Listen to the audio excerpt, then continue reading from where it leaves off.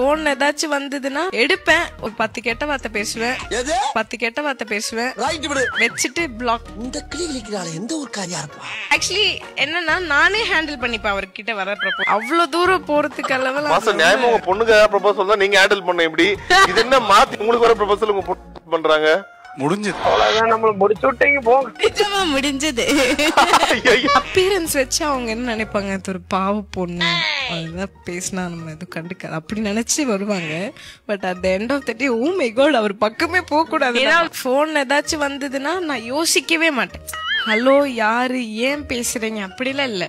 எடுப்பேன், ஒரு 10 கெட்ட வார்த்தை பேசுவேன், வச்சுட்டு பிளாக் பண்ணிட்டு வச்சுடும், அவ்வளவுதான் முடிஞ்சது. 10 கெட்ட வார்த்தை நீங்க ரீக்ரியேட் பண்ணுங்க. நீங்க தான் கால் பண்றீங்களா மாஸ்டருக்கு?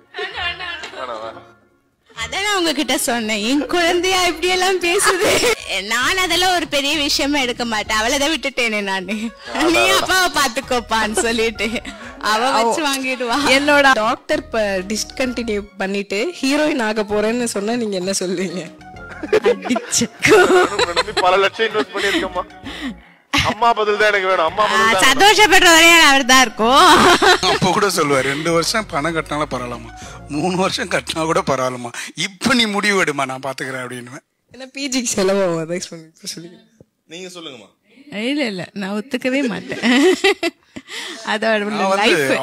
அவளுக்கு என்ன எது இதுக்கும் நான் அக்செப்ட் பண்றேன். பட் என்ன எனி சான்ஸ் வரதையும் பண்ணதான் சொல்லியிருக்கேன்.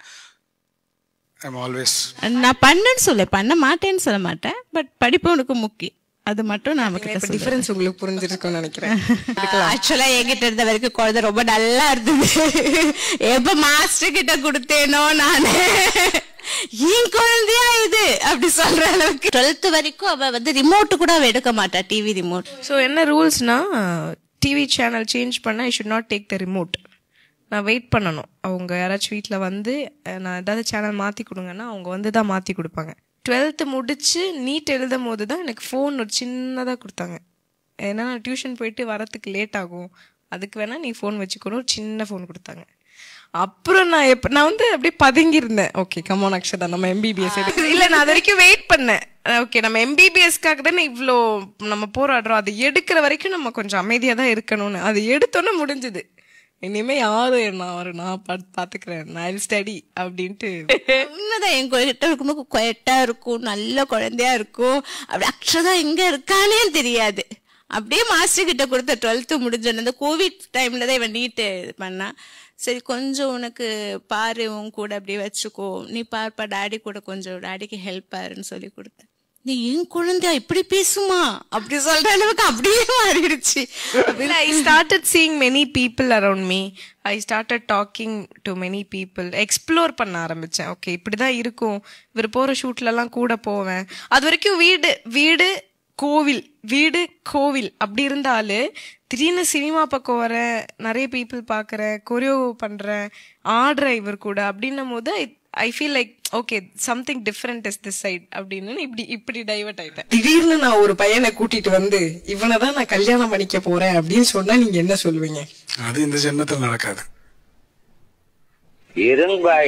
எனக்கு தெரியும் கேரக்டர், எவன் வந்து புடிச்சு நின்னு கொஞ்ச நேரம் இருப்பான்ற அந்த தைரியம். இது யாரா இருந்தாலும் 1 மாசம் 2 மாசம் அவளே ஒண்ணும் பண்ணலன்னா கூட மாசம் சொல்லி கொடுத்துருவோம்.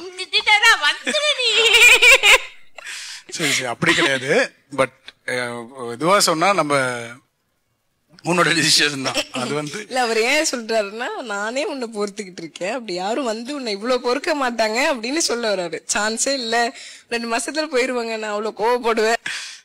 இல்ல நான் சொல்லுவேன், உன்னோட எல்லாம் முடிச்சிட்டு உன் கையில நீ சம்பாதியம் பார்த்துட்டு நீ யார காமிச்சாலும் கல்யாணம் பண்ணி. எப்போனா சொல்றேன், இட்ஸ் யுவர் டிசிஷன், அவ்வளவுதான்.